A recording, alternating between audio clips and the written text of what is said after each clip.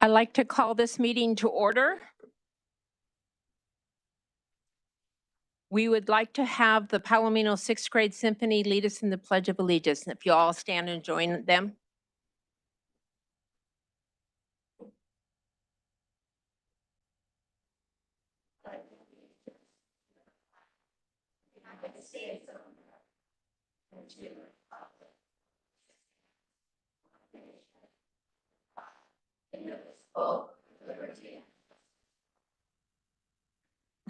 Thank you so much. That was fabulous. Are there any parents of these fine students in the audience tonight? If you could you please stand? You can please stand.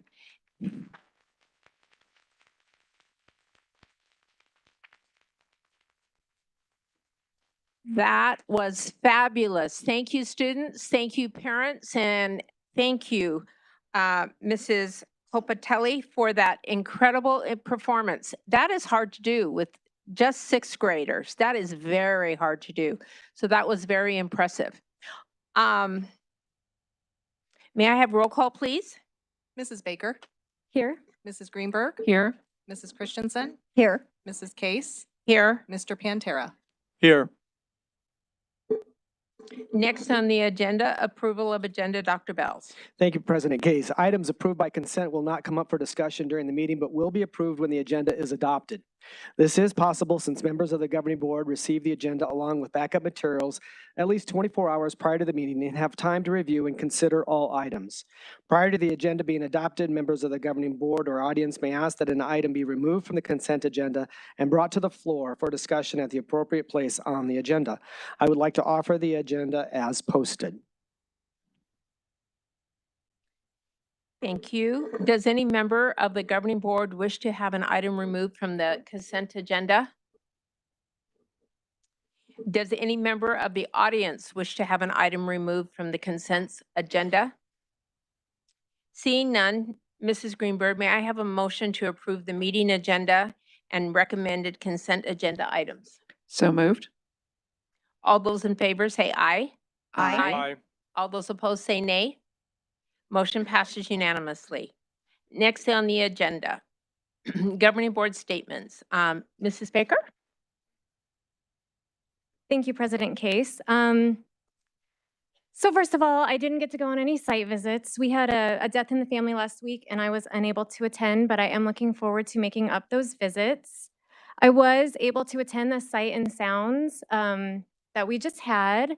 I had one performer of my own. I had one who had some artwork there, and then I had one who performed and had artwork. So not only did I get to see my own students, but I got to see some of the artwork of all of our students, and it was amazing, and some of it was really moving artwork. Every single student who participated, their parents and their teachers should just be so proud of the hard work they all did.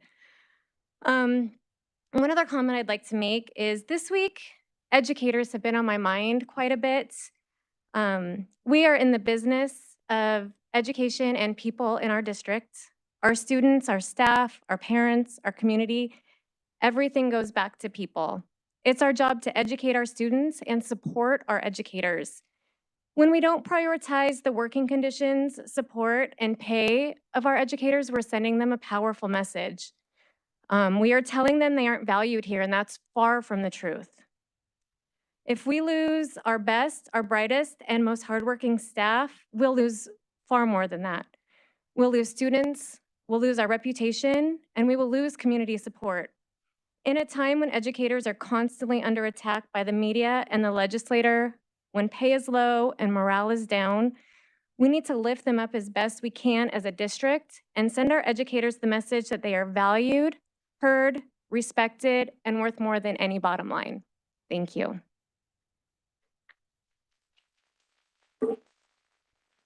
Thank you. Mrs. Christensen? I'd like to welcome everyone here, all the students, educators, parents, and community members that were able to make it out today. It's really important to have a voice in your community, especially in our schools. The last board meeting, I promised to make a strong effort to look at our district from a different lens. I've come into this position as a parent, and now I'm a governing board member. I need to listen and hear all our stakeholders, and I'm doing my best to do that. And as I continue to make it around the district, I'm just so pleased with how our students are so proud of the accomplishments they made, and the teachers. I love talking to the educators around the district, and the dedication and support for all our students here. I do want to give a shout out to Miss Brandy Moore, for her team doing such an amazing job running Sights and Sounds and Empty Bowls at Shadow Mountain High over the weekend. I was able to buy a ceramic dish that I brought home because I've been needing. I broke a spoon holder and one of those ladles, and so I was able to replace it from a student from our Sweetwater school. I got to hear Quell Run Elementary School sing the national anthem, and they did a great job. I saw some amazing ceramics, beautiful works of art, and as a supporter of the arts myself, I'm so proud to see that our district continues to support our STEAM initiatives and our budding artists here in our district. I would like to thank Principal Lee from Palomino Primary, Principal Robles from Palomino Intermediate, Principal Strophus from Horizon High School, and Principal Martin from Sunrise Middle School. Those are the 4 tours that I did over the past couple weeks. And I'd like to say for Principal Martin and I, we actually got kicked out of one of the classrooms. It was in a Mandarin immersion school, and we violated their no English rules. So nice job to that educator for, holding us accountable. I don't know Mandarin. I would also like to highlight some positive conversations my colleagues and I on the board have had through recent study sessions. We've had some healthy, passionate discussions on DEI in our district, and we are working together to come up with some good definitions so that we define it for our district. And one of my personal major concerns was that it would take away from the focus of academic achievement in the name of equity, forcing equal outcomes. But I was pleased to hear that nobody on the board wants to limit our high achievers in the name of equity. So we're working on that, and so pleased to have these discussions. We want the other commonality is all of us on the board want all our students to thrive regardless of race, ethnicity, or gender. We need to support our SPED, Gen Ed, AP gifted individuals regardless of physical or mental capabilities. And whether an individual comes from come to our schools with an IEP, or a Latino student at Palomino, Greenway Middle, or a white student from Greyhawk Elementary, if they're struggling, we need to get all our kids help regardless of their background and where they're coming from. So I'm happy that everybody on the board agrees with that. And just my conclusion, I think every board member up here really wants to make PVUSD a premier district. And even though we have different ideas on how to get us there, I think we're all looking at different perspectives when we hear each other, and I'm personally looking forward to more healthy discussions on how we can do so together. Thank you. Mr. Pantera? Thank you. Yes, too, I've been out and about. Welcome, everyone. Hey, good evening. Seeing different schools, going to different events. The Sights and Sounds, awesome. Love being there. And I've been talking to principals, and one of the things I bring up is, well, how are you guys analyzing your data? What are you doing to take the data and use it in the classrooms? And they all have different plans, but they're all looking at it. And they're looking at how we are best addressing these standards in our district. And it got me to thinking, well, what did I do in my classroom way back in the time? I remember, though, standards were not enough for me. I want every student to try and do better than the standards. The standards are like a baseline. We'd like to have them go beyond the standards and do better and do more for themselves in their learning, but not necessarily attach a grade to it. So I created something called, in my classroom, the Journal of Honor. Cool, huh? Who wouldn't want their name in this, right?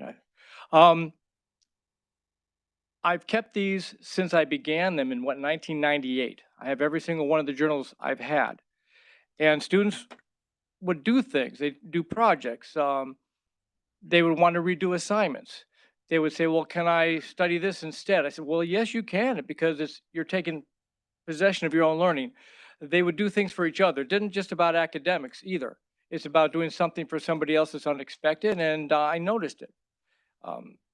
Years would go by, and an adult person would come to my classroom, and the first thing they want to look for is their journal with their name in it, and say, "Oh, that's me. See? Oh, you kept it, Mr. Panther." Yeah, of course I kept it. I said I would. I've got them right here. One that stands out to me was a student, Taylor Hervey. She was a student of mine, got her name in the Journal of Honor several times, but she not only came back to see her name in the journal, she ended up working at the school at Eagle Ridge, came back, was an employee there for a while, and says, "You still have that, Mr. P?" And I said, "Yes, I do." "Do you still have that goth picture of me in it?" "Yes, I do." And the students were so excited, even more excited. Oh, this is a true thing. People do come back. That's Miss Tay. That's how she looked back then. Oh my gosh. And we want people to do more. We want our students to do more. We also want our certified and classified to do as much as they can, to be motivated to go beyond. And believe me, I see it, and they do. They go beyond. But it's hard to go up and beyond what's the job expected of you if you're not valued and honored. You have to have that baseline safe environment. Like my students all had a safe environment that they could take those chances. They could go harder, higher and longer, and all the things that you want them to do. And the same thing with the staff. We got to honor them. We got to value them, not just monetarily, but treat them like professionals, treat them like family members that we know can do this job and go beyond. That's what makes us a destination district to be in. Thank you. Thank you, Mr. Pantera. Mrs. Greenberg?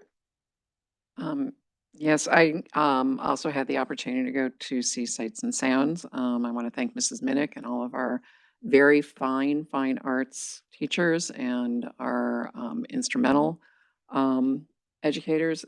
And, in terms of what Mr. Pantera was just saying about going above and beyond, I think we saw so many instances of that at Sights and Sounds this weekend. I always love seeing you can, you see a school and you see a grouping of, the students' art, for example, and the assignment they got, but it's their interpretation of that assignment and, what they did with color, or what they did with form, or what they did with, just the media they used.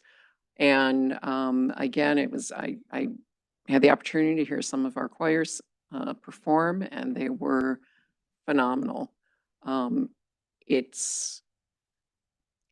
am glad that Sights and Sounds has found a new home at Shadow Mountain. I remember it being up at PVCC once upon a time, being at the PV Mall once upon a time. Obviously, it can't be at the PV Mall anymore.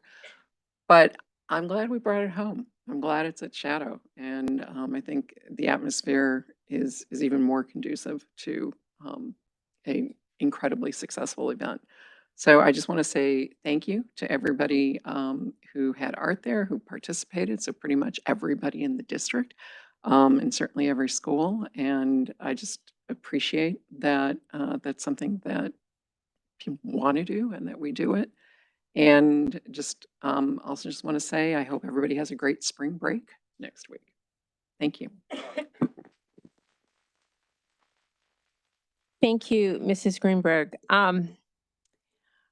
It's, as you can listen to the board members, you can see that there's a passion for making PV the best it can be. And I so appreciate that. And I so appreciate that we have this opportunity to watch PV grow. And the commitment to the arts has been here for decades, and I've been in the district for decades. And I just appreciate that. It's so important. All 7 of my children play the piano, and I was so grateful that they had art and choir and all kinds of things at school, and that they could learn in other ways that I couldn't help them with. And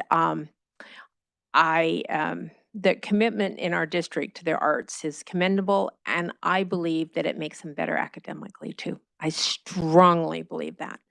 And speaking about teachers, about this time for, I don't know, a period of 30 years, I don't know, a long, long time, because my children are 20 years, from the oldest to the youngest is 20 years. And so I started with my oldest two having a teacher appreciation dinner, and we would invite their teachers to our home and have a dinner for them. And they were shocked the first time we did it. And after a while, they looked forward to it and they talked about it and said, oh, you're going to get one of their kids. And oh, they have a dinner, and it was really fun. And we got to know the teachers in a unique way. We got to know these teachers in personally. And our teachers spend more time with our children than we do, especially in elementary. If you think about the day, how much time they spend. And I just so appreciate the dedication of our teachers to our children and to their success. Um, Going off on a little bit of a tangent here, I missed a board meeting a couple times ago. I was traveling out of the country. And while I was traveling, I went into different countries, and the number of languages people spoke. I was in the Dutch islands, the ABC islands, and they spoke 4 languages. And I didn't know this before I went there. Their native language was Dutch. Everything they learned in school was in Dutch, and all the written materials, the signs were all in Dutch. But they also knew Spanish, they also knew English, and then they had this combination of language, and I can't remember what it was called. It was kind of a combination of all the above. And and then I met other people that knew 6 languages, and it just struck me how different America is. And I've known this before, and I've thought about it a lot. I'm so grateful we have 2 schools that are immersion, but I don't want any of our Hispanic students to ever lose their Spanish. I want that to be encouraged, because it is a skill that they take into their life, and they'll get better jobs. I mean, teach them the grammar to go with it, teach them everything they need to know, and let's expand to do more languages. Americans, and I know it's not a Paradise Valley, it's an American thing that we think everybody should just learn English and we don't need to learn other languages. But I think it puts us at a disadvantage. And anyway, I just think the more, and I learned German in high school, which I can't speak hardly anything, but I think, and I wish all the time, oh, the 20 words my father taught me in Spanish, I wish he had taught me 200 words. So if parents, if you speak Spanish, teach it to your children, have them learn. Languages are so important to connect us in the world, and I just think it's important. Anyway, that's what I've been thinking about for the last month, and I wanted to share that with you. And I appreciate that we have 2 immersion schools. And just this past week, I spoke to a young man from Alberta, Canada, and he went to a French uh, immersion school, K-6, and then middle school, he did Spanish, and in high school, he did Spanish and French. So he knows 3 languages. How amazing is that? Anyway, enough of that. So next on the agenda is awards and recognitions. Dr. Bells. Thank you, President Case, governing board members, cabinet, and guests. It's always a pleasure to highlight staff and students for recognitions. Mr. Droege will MC the honors tonight, and at this time, I'd like to invite the governing board members to join me down in front of the dais.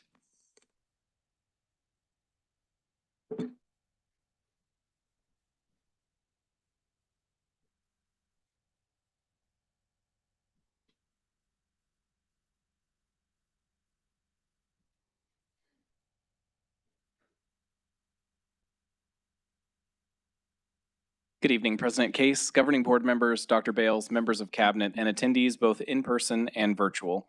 Tonight, we have several recognitions to share with you. This evening, we'll be inviting our honorees to the front of the room for their recognition and photo, so please make your way to the dais after I call your name. First, the ASU recently hosted its first ever Arizona State Mandarin Chinese speech contest, where a Whispering Wind third grader took first place in the elementary group category. Please help me congratulating Uma Rossner of Whispering Wind Academy.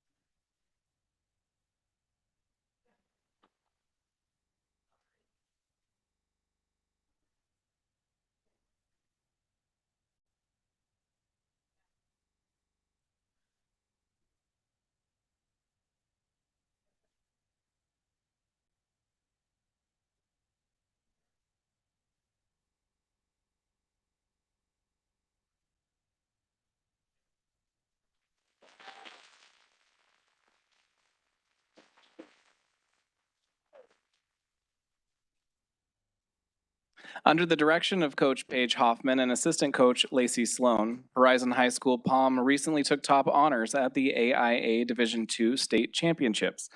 The team placed as runners-up at the U.S. Nationals event in Anaheim, California. Excellent job, Huskies. Please join me in congratulating Bretlin Bennett of Horizon High School.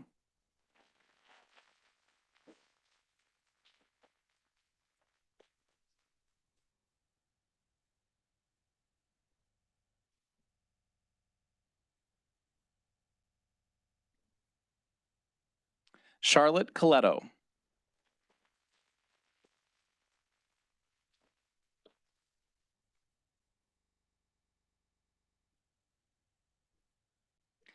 Lindy Allison.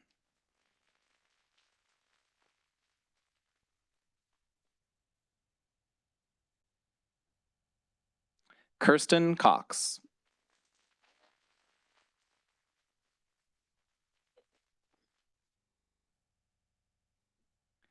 Brianna Giordano.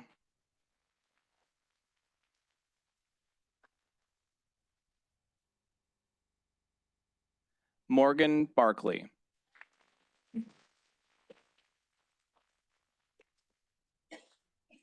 Kaylee Dorn.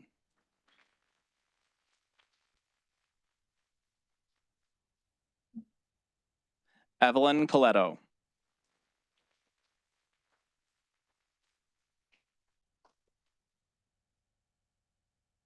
Kayla Reinhardt.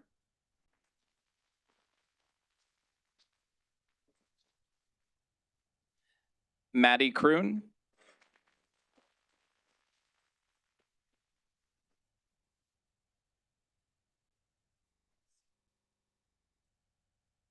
And the team's coaches Paige Hoffman and Lacey Sloan.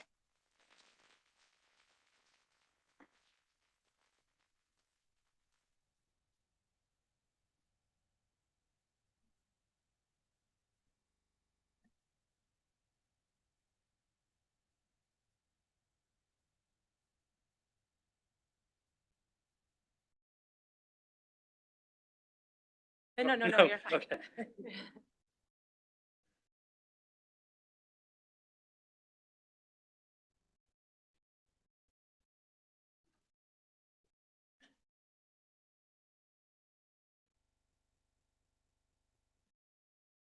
All right, one for me.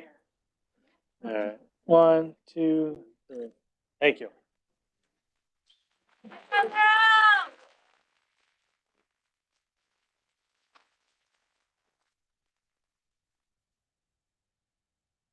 For the second year in a row, a Shadow Mountain student has won the AIA Division III State Wrestling Champion at 190 pounds. This student has a career record of 87-3 and has recently signed a letter of intent to wrestle at ASU next year. Please join me in congratulating from Shadow Mountain High School, Luke Isaac.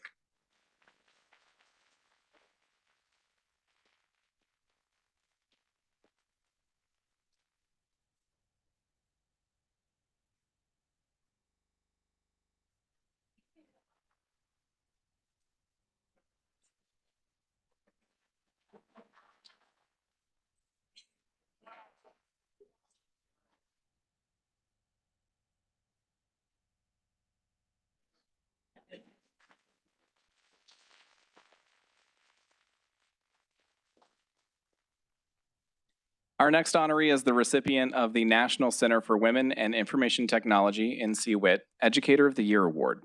This impressive award is given to women who demonstrate interest, achievement, and leadership in computing and technology.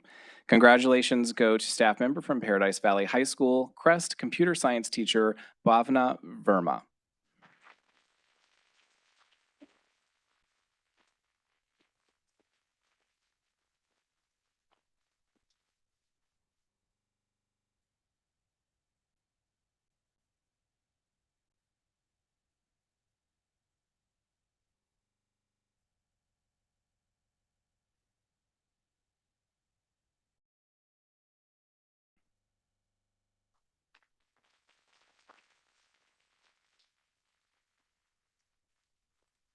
The next guest to the dais is taking center stage as the Arizona Dance Educator of the Year Award recipient. for her dedication, influence, and leadership at Shadow Mountain High School's North Valley Arts Academy. Please join me in congratulating NVAA dance teacher from Shadow Mountain High School, Leanne Slater.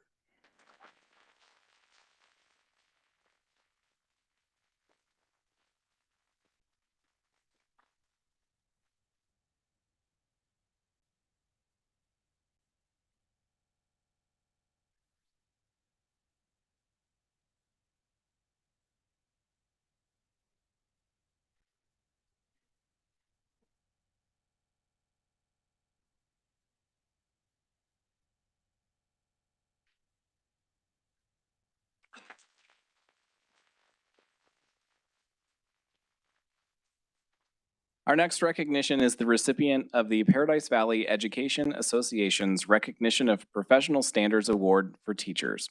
The honoree will be introduced this evening by Ms. Susie Seep, PVEA President.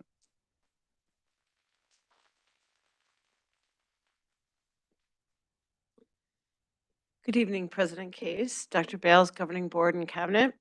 It is my great pleasure tonight to recognize tonight's props recipient, Randy Reeder, a resource teacher and aspiring counselor who teaches at Greenway Middle School.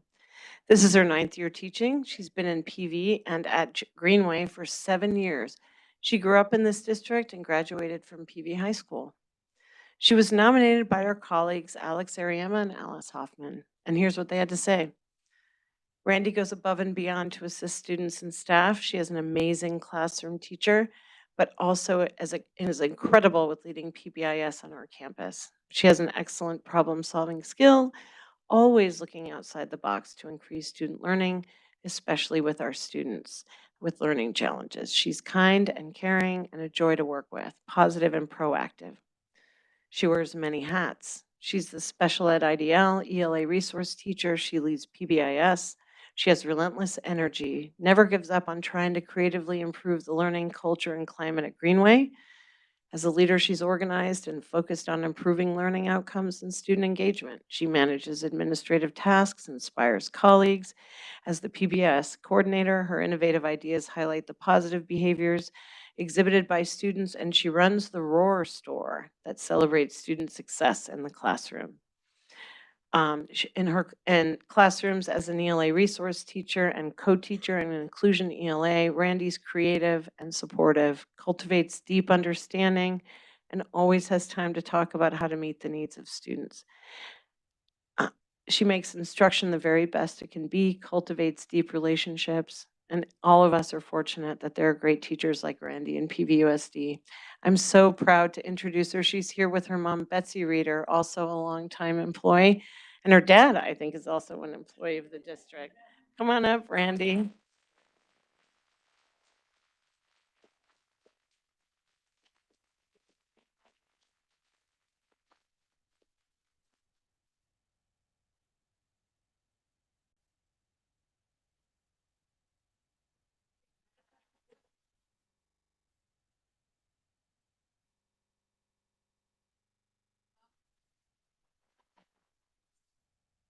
Yeah, Mom wants a picture too.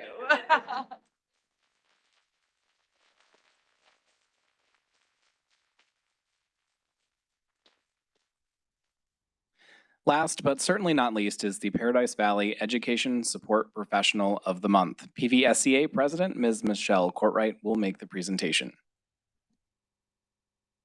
President Case, Governing Board, Dr. Bales, and Cabinet. As the PVSCA President, this is one of the best things I get to do is showcase our outstanding ESPs. And this month we are recognizing Danielle Bashirs, and she is a community ed preschool child care associate at Copper Canyon. And we often get letters from all over, but I'm not sure how many people have worked with littles, but littles create a very different challenge because not only are you teaching them the academic skills that they need to be successful in kindergarten, but you're also sometimes for the first time exposing them to those social skills that they need to be successful in their entire lives. So you have to have a very special personality to be able to do this, to show them that, oh, little Johnny is a little sad today. Look at his face. And without bringing the child down. And from what I understand, Danny is very, very good at that. I have a letter here from a parent, and it says, Miss Danny makes learning fun. She takes the time to understand each child and the style of their learning. My child raves about Miss Danny, and as a parent, I know my child is in good hands with Miss Danny, and she generally has every child's best interest at heart. And her teacher, who she has been an assistant for 10 years, says she is more than just an assistant. She's like having another teacher in the classroom. Her knowledge, professionalism, and kindness, we work so well together that I really don't have to ask her to do anything. She knows the schedule, she knows the units, she just does it. She understands the needs of the children, she talks to them respectfully, and they love her. Danny makes my job easier. She steps seamlessly into the lead teacher role when I'm absent or need to leave the room, and they are the best team ever. And the thing that excited me the most is Danny is currently attending university classes to obtain her teaching certificate. And it's my understanding she plans to do that interning and that student teaching here. And like Governing Board Pantera said, this is what we want. We want to grow our own. And we want the skills that they have to stay with this district for years and years. So it is with great pleasure that we honor Danielle Brashears this month. Thank you.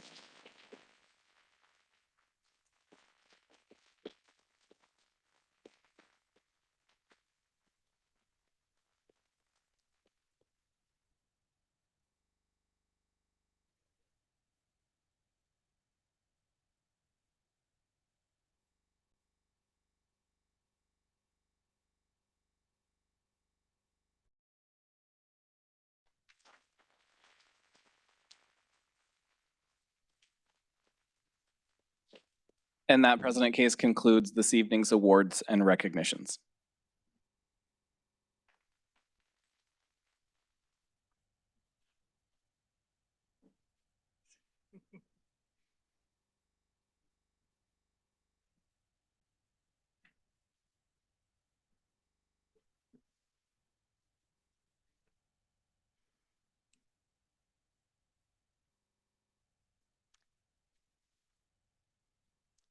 I just love it when we spend so much time recognizing the wonderfulness of this district. Next on the agenda is call to the public. Tonight I have, we have to read, after the video. First we'll have a video.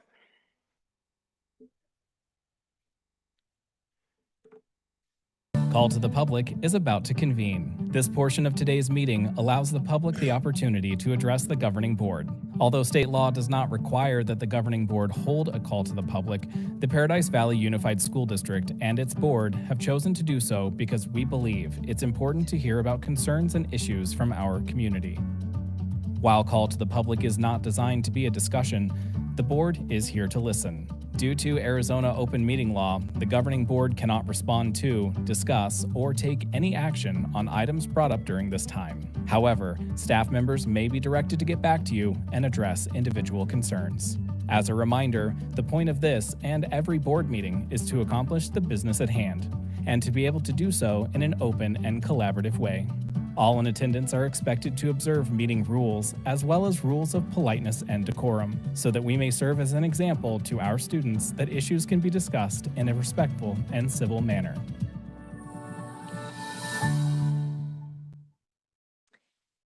Tonight we have 7 people who have submitted comment cards prior to the start of the meeting. Each speaker will have 3 minutes for remarks.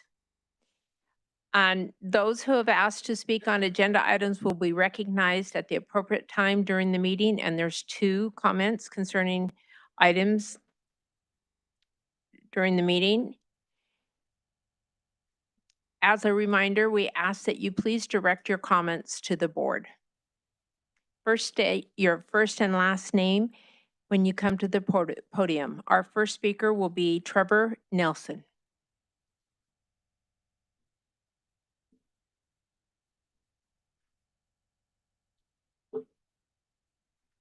Good evening, board members.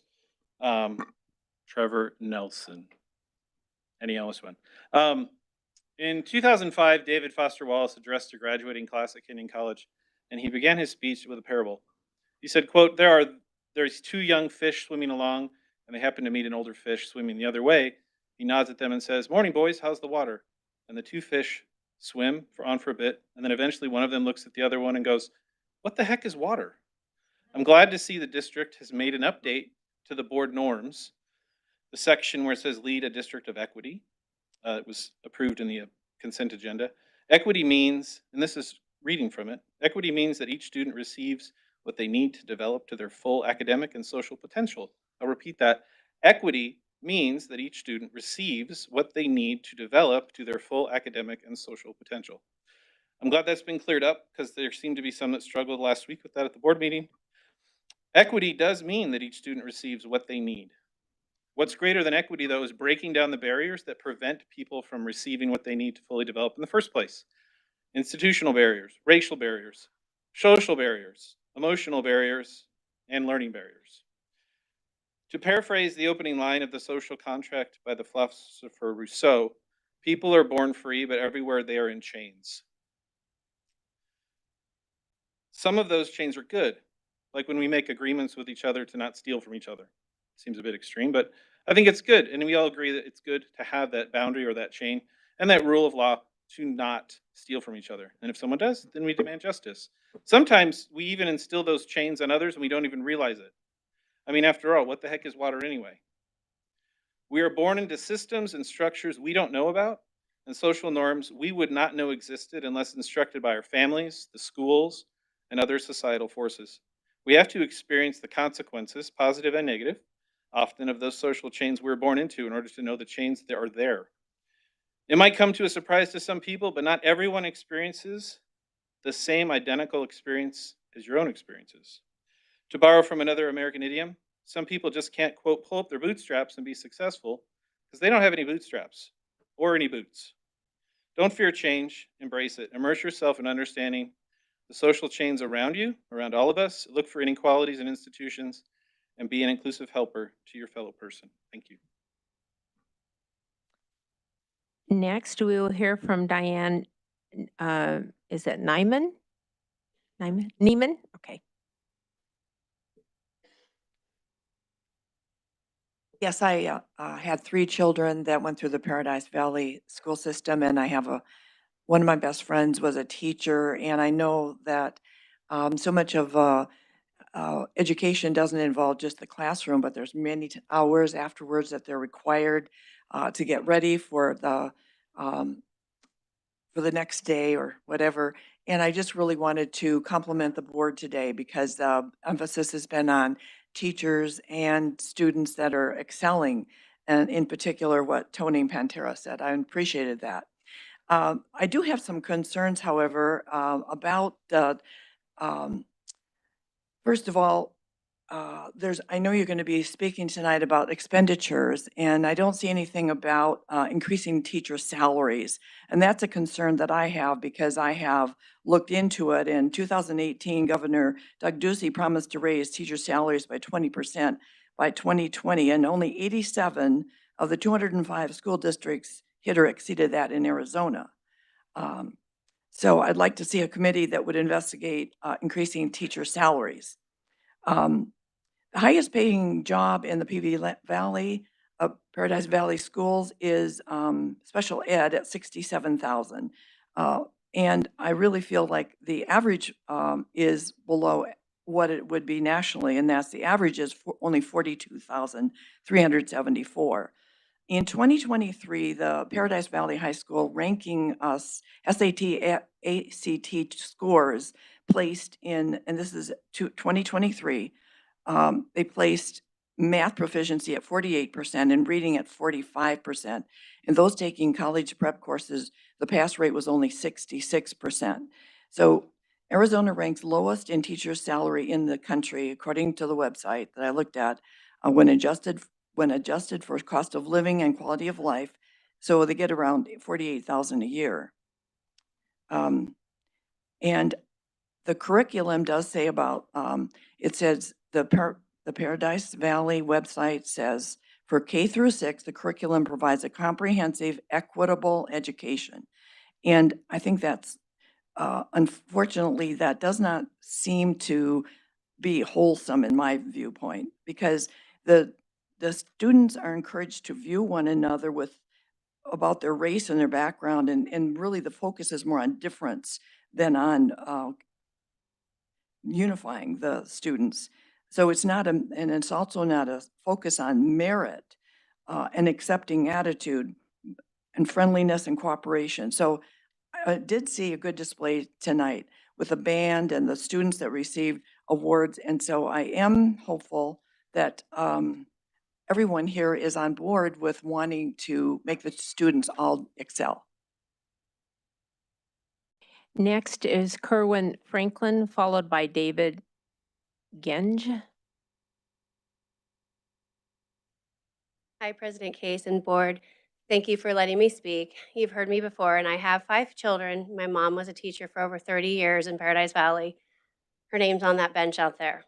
And I want to thank all of the teachers that taught my children here at Explorer and Pinnacle.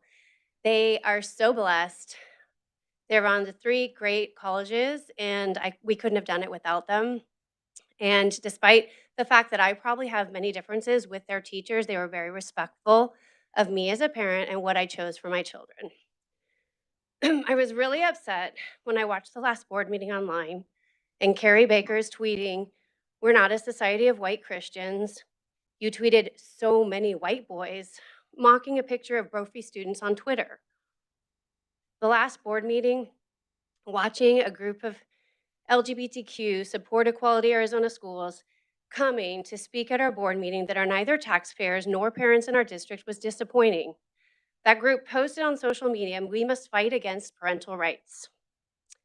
They advocate to support only one faction of our students, and they advocate for non-academic learning, such as adult drag shows in schools. As a board member, you're supposed to equally be focused on all students, and you're supposed to be focusing on their academics. Yet I don't hear a lot of discussion about academics. Your open racism toward white people with differing values than yourself does not scream inclusion for me. It shouldn't matter if I'm white, nor that I'm a Christian. However, it does matter that I'm a parent. Your public statements are what our district and community doesn't need.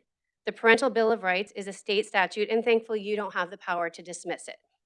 I'm happy to educate parents and provide them the form to submit to their schools so they can prevent teaching any curriculum or materials that's not aligned with their values. This is their right, and it doesn't discriminate based on race or their religion. If you don't think parents matter, just look at the declining enrollment numbers devastating our district. Look at our declining test scores. We have the power to remove our kids, and we will do so if you choose to destroy this district from the inside out. We don't even need the ESA bill you openly oppose, since extremely successful charter schools surround our districts with waiting lists that are free. Lastly, your tweet on January 27th calling Tom Horn a racist, since he's anti-CRT, is the definition of bigotry.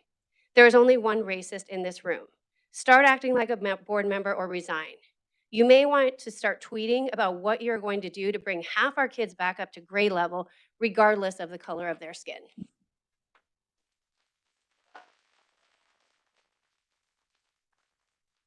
David, is it Genge? Genge, followed by Jeff Landay. This case, you got it right 2 times. That's amazing. Nobody gets that. Good evening. My name is David Genge. I have some prepared comments here, but I've got to say, Mr. Pantera, I dig the tie. I'm serious. Bolo ties should come back in. I'm a proud father of 3 young girls in the PV district. My oldest will be starting kindergarten in August. Early in 2019, while my oldest was still our only child, and we have young twins, we moved in order to be within walking distance of Greyhawk Elementary. Unfortunately, rather than preparing our oldest to attend Greyhawk, I spent the past 2 years researching all options outside of the PV district school. Here's a short list why. We've heard from some of the speakers previously. Here's a short list why for me. Number 1, declining academics. Schools are failing our kids, and a complete 180 is needed to put academic achievement above social justice and social emotional learning. the parents writ large, we want teachers and administrators to focus on traditional curriculum like math and reading. We welcome, like Mr. Bantera, I wrote here, we would welcome students striving to beat the standards. That's fantastic. I would love to see that. And I hope we start to see that. Second, lack of fiscal responsibility. This came up previously as well, but many of us want to know, have these expensive new curriculum yielded positive results? The test scores sure don't seem to prove that. Have expensive SEL-based programs and counselors improved the mental health of our children? Maybe. I mean, it doesn't seem so, but how would we know? There are no details. There is no evidence to prove that either has. 7 elementary schools in the district only have enrollment at 38 to 48% of capacity, and 2 middle schools range from 35 to 49% capacity. So what are we going to do with that capital in these commercial assets that are underutilized? All this to say, funding increases year over year never seem to solve the problems they purport to address, nor do we see improved test scores. Another request to increase the district budget is surely around the corner. Finally, activism from elected officials. Our schools are not incubators to experiment on our kids. These are not incubators to experiment the latest call for social justice or to prop up the next thing.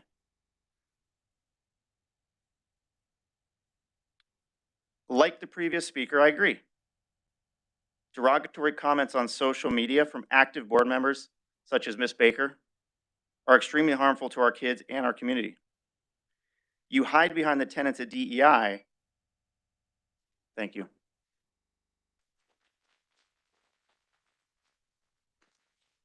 Jeff Landay, followed by Emily Wagner. Hi, good evening. Thank you, Governing Board and Dr. Bales, for allowing me to speak. My name is Jeff Landay, and I'm a parent of 2 children in the Paradise Valley District. I have a daughter in 7th grade at Mountain Trail Middle School, and I have a son in 9th grade at Pinnacle High School. And before my topic, I want to give a shout out to Principal Patrick Clancy at Mountain Trail. He's amazing, accessible, and does a fantastic job. So kudos to him.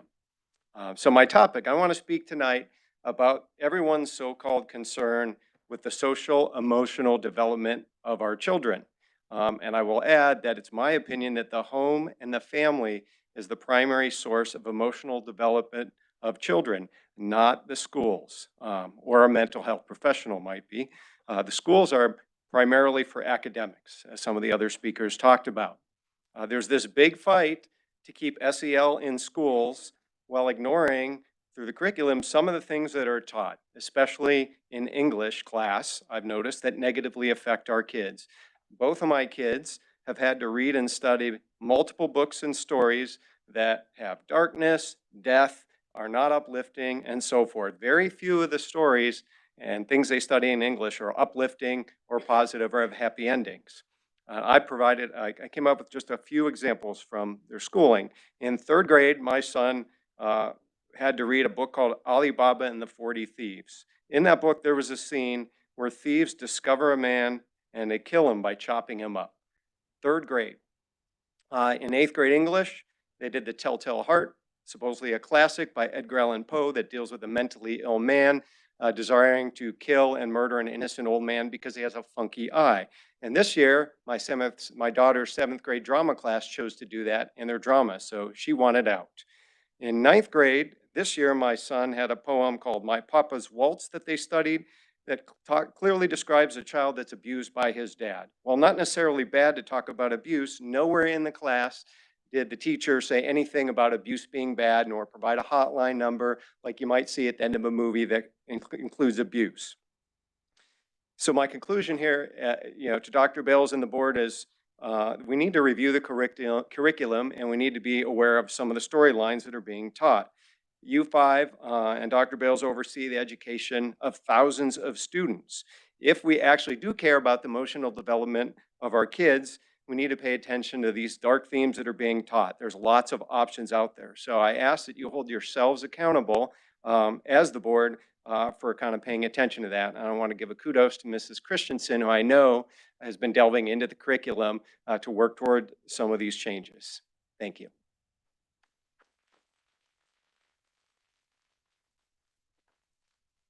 Emily Wagner, followed by Lily Gresham. President Hayes, Dr. Bales, and board. I'm saddened but not shocked to learn that our district is absolutely failing at its #1 job, which is educating our students in academics. According to your own statistics, in 2022, only 45% received a passing rate in math, and only 56% received a passing rate in English language arts. That means 55% are failing math and 44% are failing in ELA. That means you are failing as a board. Isn't the product of an educational system supposed to be a functional adult with passing math and ELA skills enough to get a job to support themselves and contribute to society? Instead, we're busy trying to condition the students into prioritizing their feelings through SEL lessons. Couple these failures with the district's abysmal pandemic policies, and it's no wonder the enrollment rates are steadily declining. There are several campuses in jeopardy. The following list of schools is either at or below 50% capacity: Desert Springs, Eagle Ridge, Grayhawk, Hidden Hills, Larkspur, Liberty, Sunset Canyon, Greenway Middle School, and Sunrise Middle School. I do not envy the position you will be in to determine what's going to happen at these campuses. Make no mistake, it is the failures of this district that has put us in this position today. Voters are not going to be so willing to pass yet another bond in order to cover up your failures anymore. And Ms. Baker, I'm still waiting for that apology or your resignation. Either one will do.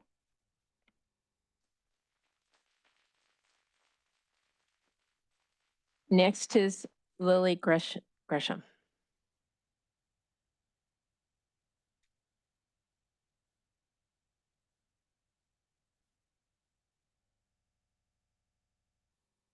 Wow. Hi, my name is Lily Gresham. Wow, I have missed a few meetings and I'm just, first I'd like to say thank you for everything that you guys do and thank you, Ms. Baker. And I don't think you need to apologize for your thoughts. I want to talk about, there's 3 bills. One is SB 1305 that is called the Empowerment Hotline. I don't know if you guys have heard of it. Another one is SB 1331, which is about schools, parents, and firearm possession.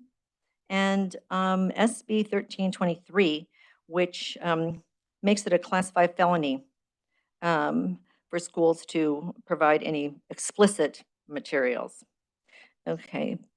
First, I'd like to say that the United States depends on its public school system, and our shared society also depends on it.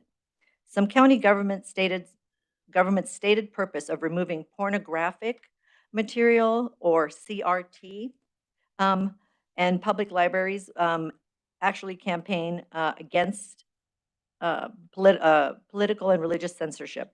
The primary function of education is to teach students how to think for themselves.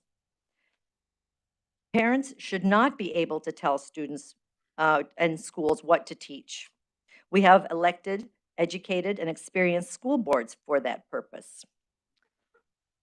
Parents can control what their own kids can learn, but not what everyone else's kids can learn in public schools. Parental censorship in schools is harmful because it prevents students with inquiring minds from exploring their world, seeking truth and reason, stretching their intellectual capacities, and becoming independent, critical thinkers. Students must be equipped to think critically, understand facts of the world, and that what society needs to teach them to learn and develop into independent, critical thinkers. Banning or censoring information, particularly inappropriate or CRT, is not about protecting children. It's about restricting information simply because someone dislikes the ideas or the material.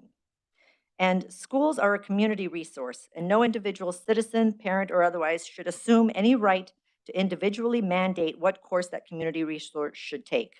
And honestly, I think many parents have neither the education nor intelligence to make these decisions for all of us and all of our children. Okay, and let's see. Although Arizona public schools have been ranked worst in the country, and the contributing factor has been the quality of school education. I understand it's not your fault. It's certainly not the teacher's fault. It's our school funding. Our school funding is oh, damn, I didn't.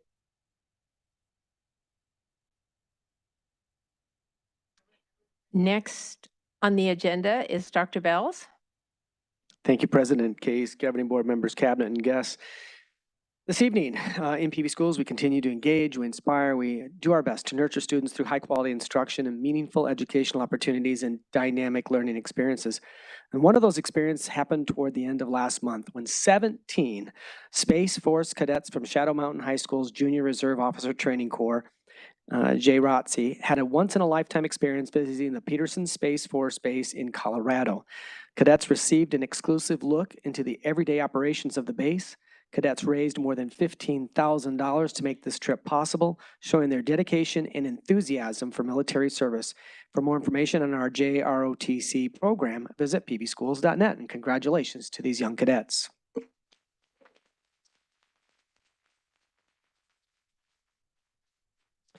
Pop in those earbuds, throw on your headphones, and crank up your speakers. PV Schools has launched a new podcast. It's called PV Beat. And from highlights and achievements to important news and events, this podcast offers the PV Schools community a way to stay in tune with the district, a different medium. Check out PV Beat on major podcast platforms like Apple, Spotify, or by visiting pvschools.net/PVBeat. Read Across America this week. Many of our schools celebrated Read Across America to celebrate the joys of reading. As we know, readers read and writers write. This annual event brings communities together by allowing students, staff, and parents to enjoy a week filled with fun, excitement, and learning. Thank you to all of our special guest readers, including Dr. Jarris, Dr. Otstadt, and Mr. Pantera, who spent a time at Indian Bend where they shared some of Dr. Seuss's most beloved stories. PV Schools wants to promote and encourage literacy for all students at all ages from the communities. And one of the best ways to do this is by reading to and with students. It's no secret that there is anxiety around school safety. Unfortunately, the core of the problem is bigger than just schools and bigger than our district, but there is something that can be done at the local level to help prevent tragedy. Coupled with support for students in need, assessments of potential risks, and partnerships with local law enforcement is PV Schools' commitment to preparation and training. For more information on how we are empowering our schools to make potentially life-saving decisions, head to the district website newsroom. You'll also hear more about school safety on our second episode of PV Beat, our new district podcast I mentioned. Congratulations to the members.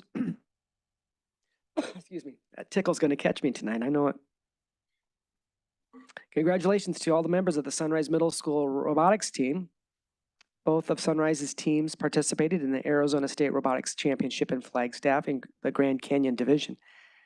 Team Sunrise Coolbotics moved onto the finals where their alliance won first place. As a result, the Arizona State Robotics Championship earned second place out of 47. Congratulations to both teams.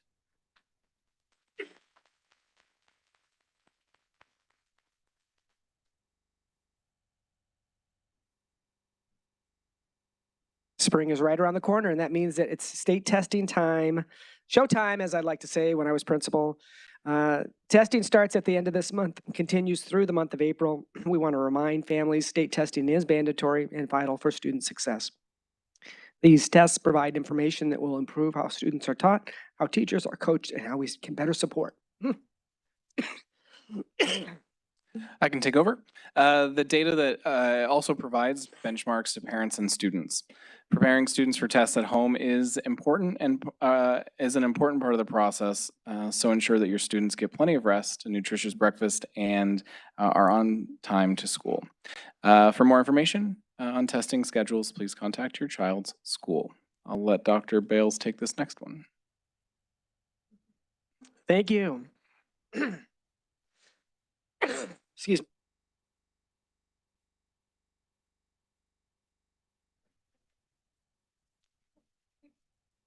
It is with great pleasure that I welcome Kay Norris, Volunteer Executive Director of PV Community Food Bank, also formerly known as Paradise Valley Emergency Food Bank. Kay, a longtime and former governing board member, continues to serve our community. PV Schools and the Food Bank have a long-standing partnership, and it's my pleasure to welcome her. Thank you. Thank you. I've lived in the district 47 years. I'm committed. If I cry, ignore me. I believe in what we do here. So I'm the volunteer executive director for the PV Community Food Bank for the new board members who may not be familiar. The speaking tonight is three-pronged. One, to thank you for support through the past years, to tell you new programs that we have, and then to have a request at the end. The food bank was founded in 1985. It is an all volunteer. It takes 140 to 150 volunteers a week, 10 months out of the year to keep the programs running. We're a 501(c)(3) and we qualify for the Arizona tax for tax dollar.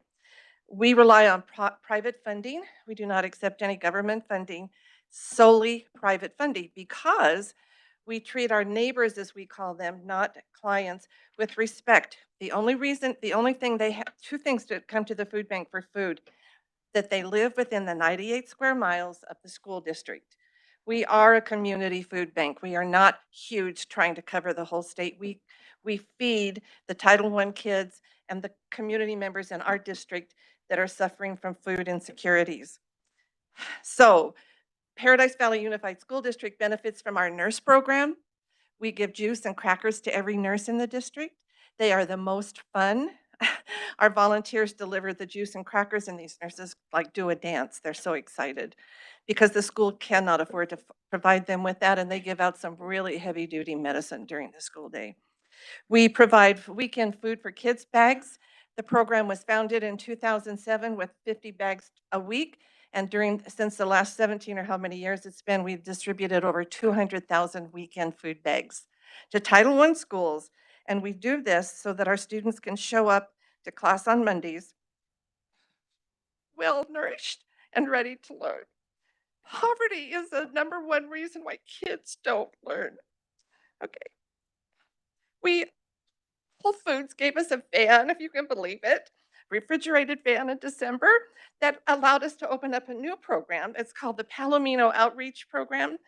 And we are now able to deliver food. For those of you that may be new to the district, you know, the Palomino neighborhood used to be called the Square. And they're trying to get away from that. It's the highest poverty, highest crime rate, highest density in Northeast Phoenix, the 2 square miles. They have a hard time. English is not their first language, and it's difficult for them to get out of that area to seek services. So we deliver now to 60 families a month food that will last them a week or two. And we work with the schools to identify who those families are. So that's a new expensive program, but it's a great one. We work with school resource officers. They will come to the food bank and just give us names and the number of people in the family, and then they will deliver the food boxes to areas that they do not want us to go into. We have special projects we deliver to senior centers, halfway houses, and veterans homes. So let's see. The weekend food for kids program costs between $140,000 and $160,000 a year. We have to have that food purchased and sitting and waiting to be bagged each week. A lot of food banks only rely on 3% of their food donations for distribution. The rest of the time, they're collecting money. That's not the way we operate because we're a community food bank and we have this relationship with the school district. 97% of the food we give out is donated through school food drives, through community food drives, through temple, churches, Boy Scouts, whoever will have a food drive. And I want to thank the school district because you have had school food drives for us for years. And the volunteers at the schools that run those school food drives are teachers who are going up and beyond their job. And we believe that school food drives is also a teaching tool for the students, the organization, the giving out to others. We find sometimes when Palomino and other Title I schools, they want to have food drives. They want to be part of the system. They don't want to just be given. We'll find some of the food coming out of our bags that they will donate back, and we cherish those. Okay, so thank you for your support. Empty bowls, wasn't that fun? Did you see we had a table there because the empty bowls is, you pay for the empty bowls and the money comes to the food bank. And that's been going on for 10 years too. And this is a beautiful program she has at Shadow. It used to be stuck up here in the corner, this little empty bowls program. So we're happy for that. I've told you about our new programs. So if you will look at the papers I gave you, the first one gives you a general idea of what we do. Really, please go to our website. It's really special. And it's not fancy, but it gives you our heart and who we serve. This is a picture of the weekend food bags that we give out. All the social workers have to do is connect with the person that's in charge of that and give us a number. We don't ask for stats. We don't ask why you had 10 last week and now you want 50. We don't care. We just want to feed the kids. So we have volunteers to assemble these. And then we have 17, 20 drivers that deliver them to the schools so they don't have to come off campus to pick up. That's a new one. This is our family food boxes flyer. We have served 60% more last year than the year before. Family food boxes. That's a lot of money for us, and it's a big change in the population. This is written in Spanish and English. In 2019 and 20, in January 2020, we saw 1,188 neighbors. In 2022, January, we saw 2,192. We are a volunteer food bank. We accept no federal funding and we rely upon the school district to help support us. Dr. Jarris had some funding and he called and the school district gave us almost $40,000 worth of food. We can't accept, federal money, but we can accept him spending it and giving it to us. So that was huge. I could go on and on about how many more people we're serving. We're serving a lot more seniors. We're serving families that are 3 generations now, grandma and grandpa, mom and dad and kids because they're moving in together. So this, I want you to look at this if you would. This is not to make anybody look bad or particularly good. The point with this is, and I sent this to Dr. Jarris 2 years ago, we need the support of the cabinet and the superintendent each beginning of the school year to introduce new staff members, nurses, social workers, principals to support our food drives when we call and ask them. We'll do anything to help them.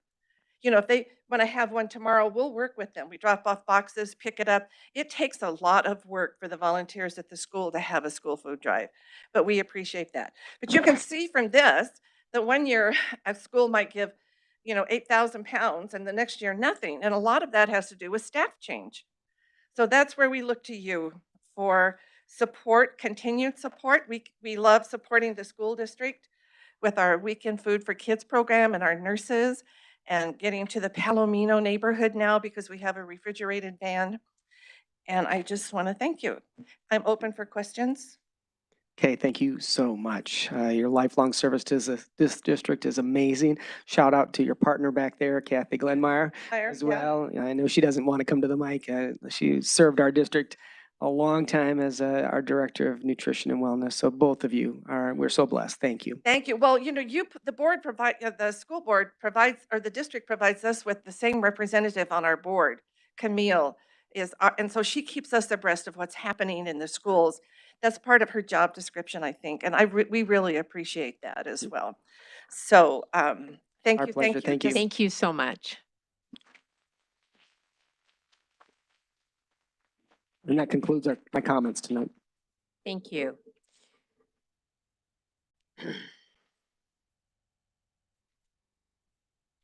Next on the agenda is items for approval. Dr. Bells. Oh.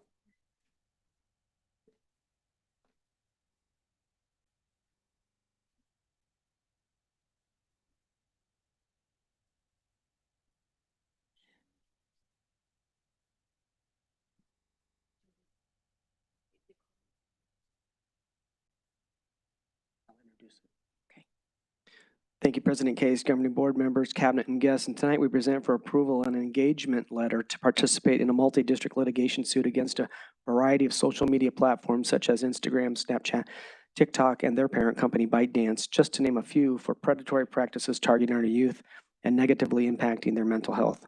And we recommend approval. Mrs. Greenberg, may I have a motion? Oh, I want to do the card. Okay, excuse me. Trevor Nelson has a comment on this subject. You're passing? Okay. Thank you. No, not on this one. Mrs. Greenberg, may I please have a motion? Move that the governing board approve the agreement between the Paradise Valley Unified School District, Law Office of Joseph C. Tan, PLLC, and Keller Rohrbach, LLP, and authorize the attorneys to initiate a multi-district litigation against Meta Platforms, Inc., Facebook Holdings, LLC, Facebook Operations, LLC, Meta Payments, Inc., Meta Platforms Technologies, LLC, Instagram, LLC, Siculus Inc., Snap Inc., TikTok Inc., ByteDance Inc., Alphabet Inc., Google LLC, 25 Holdings Inc., and YouTube LLC on behalf of the Paradise Valley Unified School District as presented. Thank you. Any board members wishing to make a comment?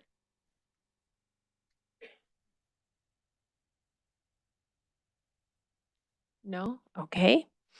All those in favor say aye. Aye. All those opposed say nay. Motion passes unanimously. Thank you. Next on the agenda, Dr. Bells. President Case, governing board members, cabinet guests, tonight we present two outstanding homegrown principal candidates to continue leading in PV schools. Dr. Holmes. Thank you, Dr. Bales. Madam President, members of the board, first up, Tammy D'Elia is currently the interim principal at Desert Springs Prep with 17 years of experience in public education. She earned her bachelor's in elementary education with an emphasis in early childhood education from ASU and her master's in educational leadership from NAU. If approved, she will receive salary and benefits in accordance with the PVP bargaining agreement, and we recommend you approve Ms. D'Elia to be the principal at Desert Springs Prep. Thank you. May I have a motion to approve the recommendation to hire Tamra D'Elia for the position of principal at Desert Springs Preparatory Elementary School? It would be my honor, so moved. Any board members wishing to make a comment? And just speaking beforehand, I'm so excited. This is going to be great. All those in favor say aye. Aye. Aye. All those opposed say nay. Motion passes unanimously. Congratulations, Ms. D'Elia. Welcome. Do you have a family member or you'd like to introduce?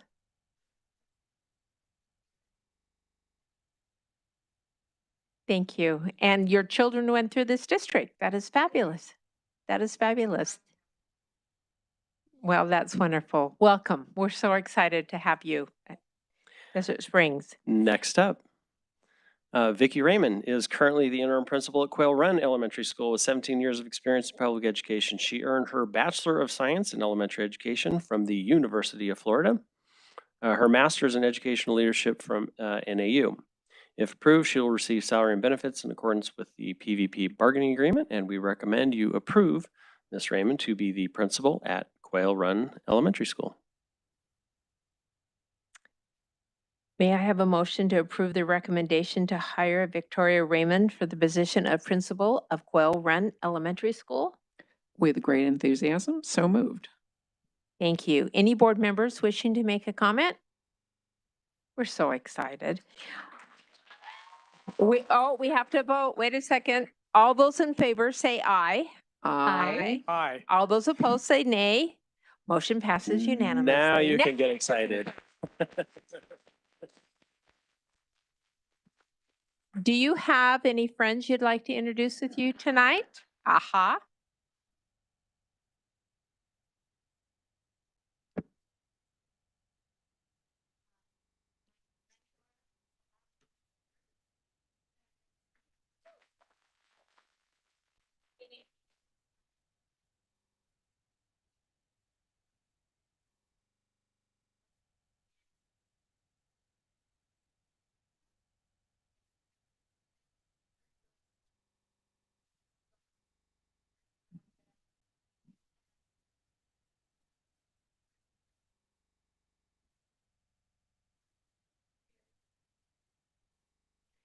Thank you so much. Welcome to a permanent position in the district. We're happy for you. Thank you.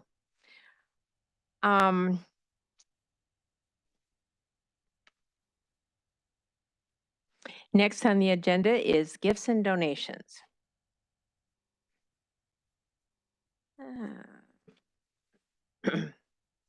We have many donations tonight, and we are grateful for all of them and realize the amazing part they are to our district. I'd like to mention a few. At Desert Trails Elementary, the PTO there gave $17,000 for 3 interactive flat panel screens. At Pinnacle High School, Exos gave $2,000 to the athletic department. At Pinnacle Peak Preparatory Elementary School, Rebecca Clout gave $1,300 of cash to the site discretionary fund. At Sunset Canyon Elementary School, the PTO gave $2,500 for furniture for the library. And at Shadow Mountain High School, the PV Schools Education Foundation gave $1,500 in cash to the NVAA drama. So we appreciate all of these donations. May I have a motion to approve, please? So moved. All those in favor say aye. Aye. All those opposed say nay. Motion passes unanimously. Next on the agenda is items for discussion. Dr. Bells. Thank you, President Case, Governing Board members, Cabinet, and guests. Tonight, Ms. Berrigan will present a short budget update as we work our way through the final steps in preparation for next year's fiscal budget. Ms. Berrigan. Thank you, Dr. Bales, President Case, and governing board members. Much of this information will look familiar, but just want to update on where we are at currently with our budget. And as you see on this slide, I put in parentheses as of now because the legislature is still meeting.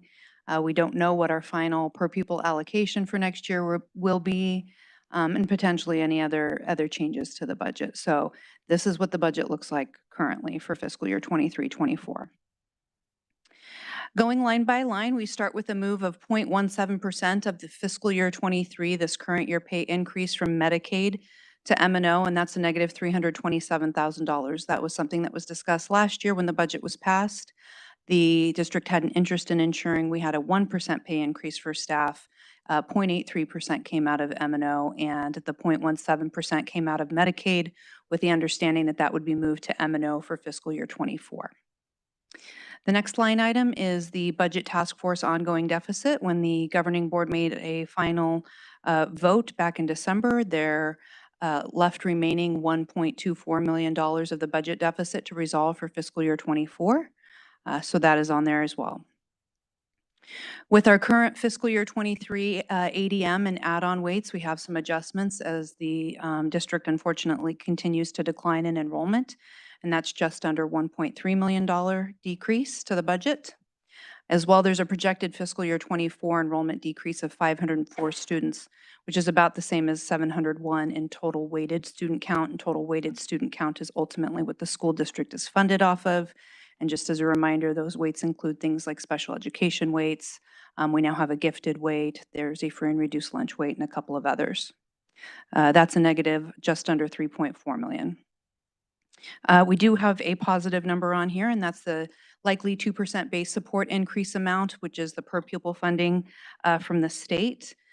The statute reads that we get 2% or inflation, and right now the 2% is less than inflation, and that's what they will cap us at unless they decide to provide more to the per pupil funding. And they did do that for fiscal year 23. I don't know if that's going to happen for fiscal year 24. But with our projected enrollment and that potential increase, that's a positive just under $3.8 million. TEI is Teacher Experience Index that measures our district's teacher experience across the state in comparison to other school districts. And unfortunately, we have a decrease for that for this year or moving into next year from 1.008 to 1.0035. And that's an approximate negative $840,000 to the budget. The next section is expense adjustments projected for next year. We know that minimum wage increases each January, and for January of 2024, I have my current estimate at 6.4%.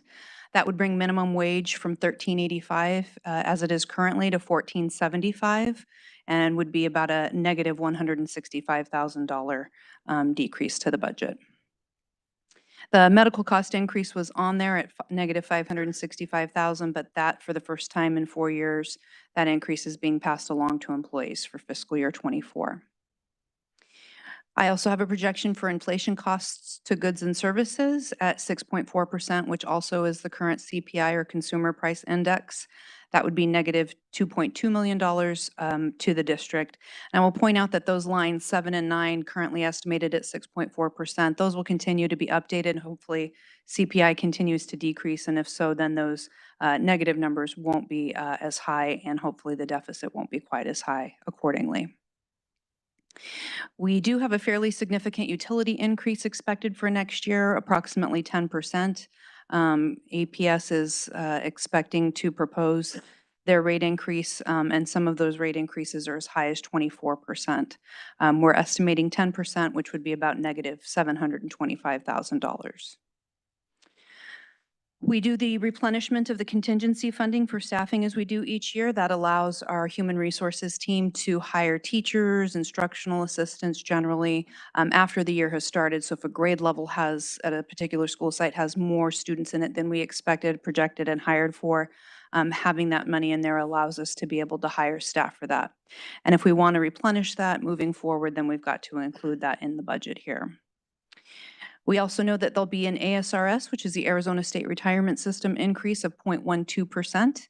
The district and the employees see that increase both at 0.12%. And for the district, that's a total cost of $240,000 increase. We do finally have another positive number with our staffing adjustments and some staffing attrition savings.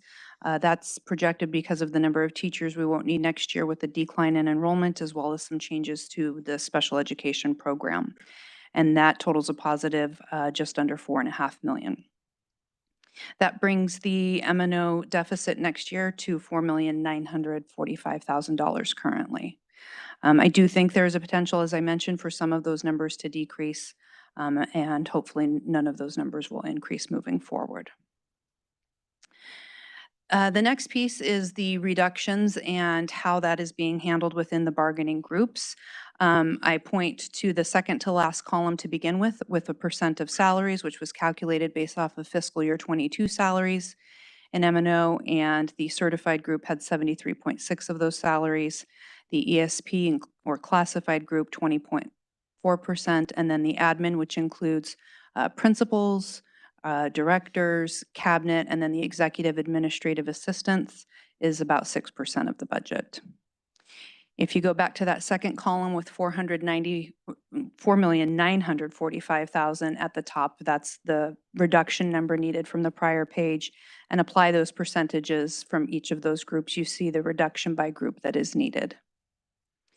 And currently with our ESP group, we have some decisions moving forward that get us to about $313,000 of that just over $1 million that's needed for that group, as well as nearly all of the reduction needed for the admin and exec admin line, $269,000 of approximately the $296,000. So this is an accounting of those numbers. the reductions, that is. We have combined the Title I coordinator with the Director of Language Acquisition. That new position is going to be the Director of Federal Grants. You approved that appointment last week. You will recall the board approved in their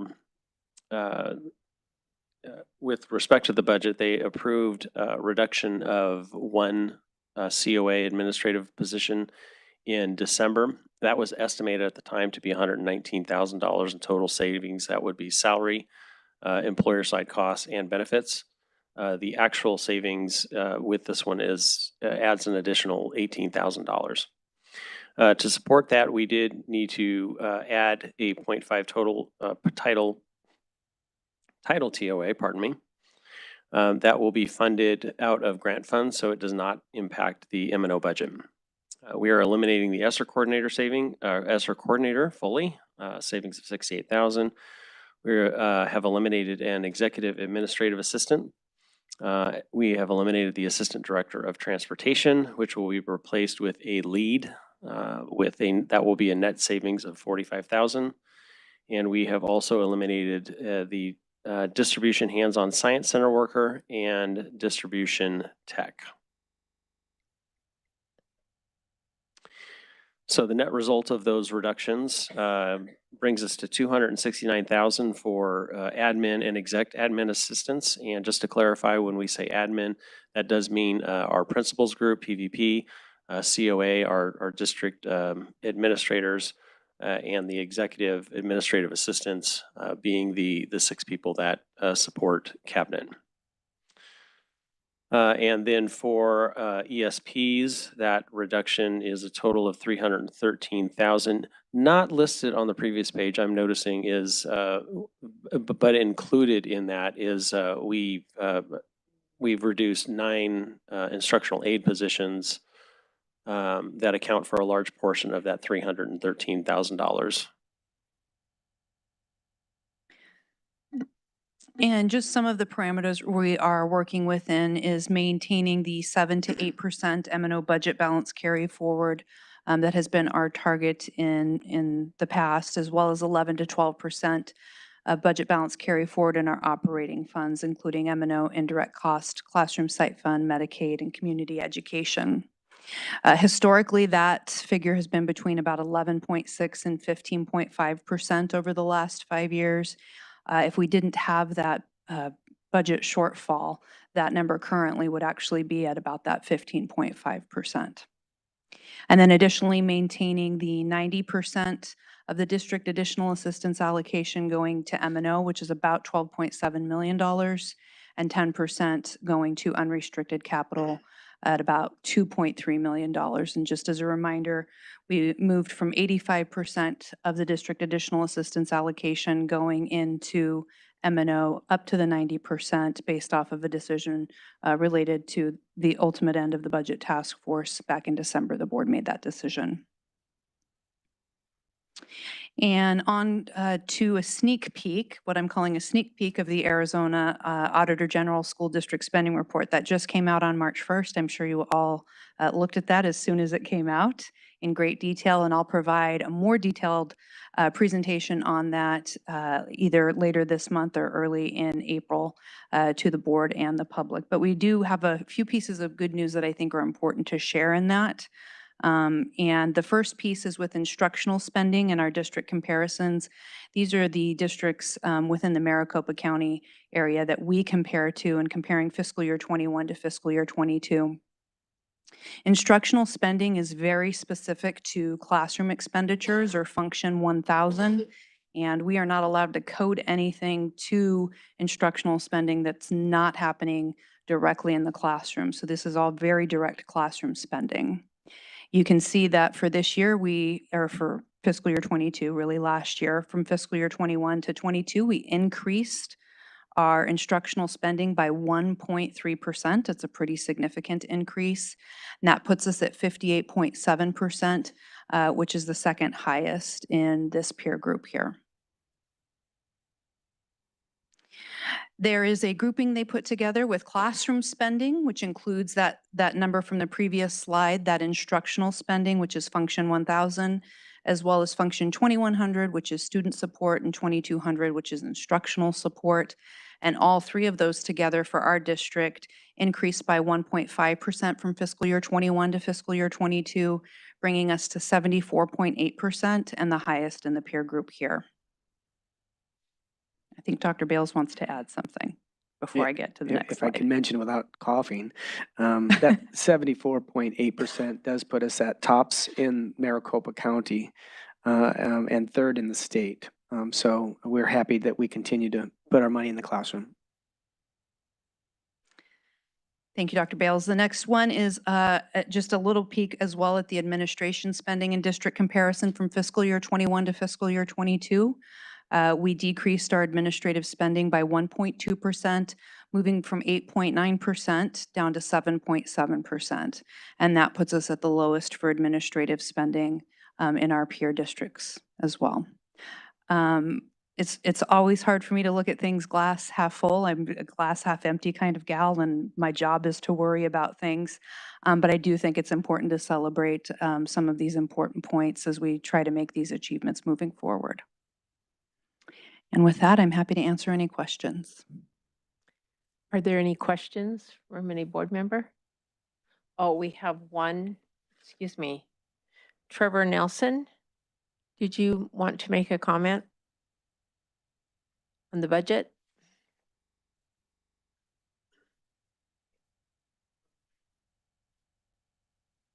I'll keep it quick.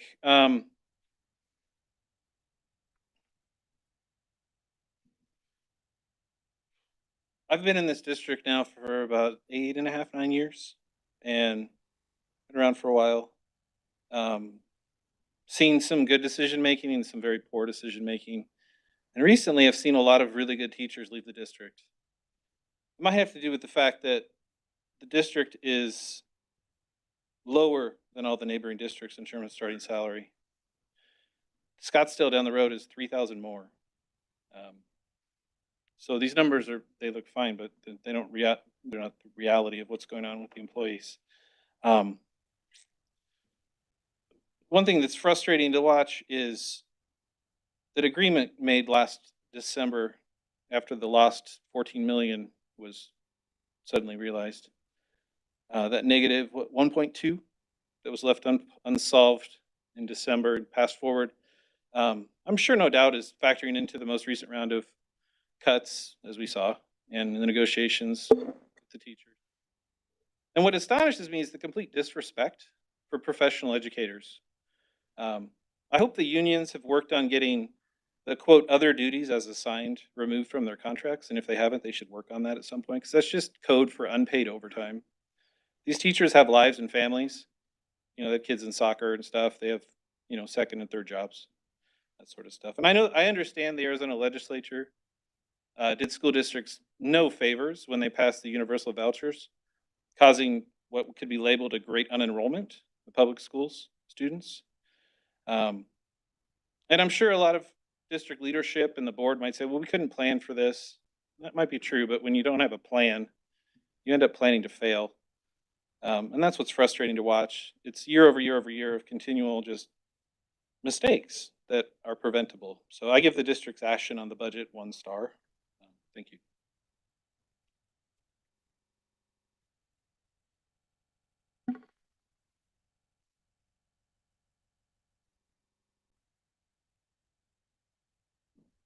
Are there any comments from board members or questions for Aragon? Yes, Mrs. Christensen. I won't talk to specifics. We're going to deal with this, but I just want to say that none of these decisions are easy, and I'm confident that we as a board are going to really do the right thing and support our teachers and support our students, and that's a big priority. And I just want to say that I feel like all of us on the board feel that way, that this is never fun to look at budget cuts. I mean, I came more from the business world, and this happens to all of us when families, when somebody loses a job, you have to cut in big business we have to cut. And this is one of our biggest responsibilities, just to have this fiscal responsibility. By no means is it easy, but I just would like the community to know that this is heartfelt on all of us, and we're going to do our best to make the best decisions possible for the district under the circumstances. Okay, any other comments? It's never easy, and I promise my goal has always been to put as much money into the classroom as possible, because it's our teachers who make all the difference, and that has always been my goal. Next on the agenda is call for executive session. Mrs. Greenberg, may I have a motion, please? Move that the governing board call for an executive session in accordance with Arizona Revised Statutes, which read as follows. Arizona Revised Statutes 38431.03.A5. Discussion or consultations with designated representatives of the public body in order to consider its position and instruct its representatives regarding negotiations with employee organizations regarding the salaries, salary schedules, or compensation paid in the form of fringe benefits of employees of the public body. The purpose is meet for instruction and direction. Thank you. All those in favor say aye. Aye. All those opposed say nay. Motion passes unanimously. We will reconvene the meeting after this, and I don't know what time it'll be, but whenever it is, we will reconvene this meeting. Thank you so much.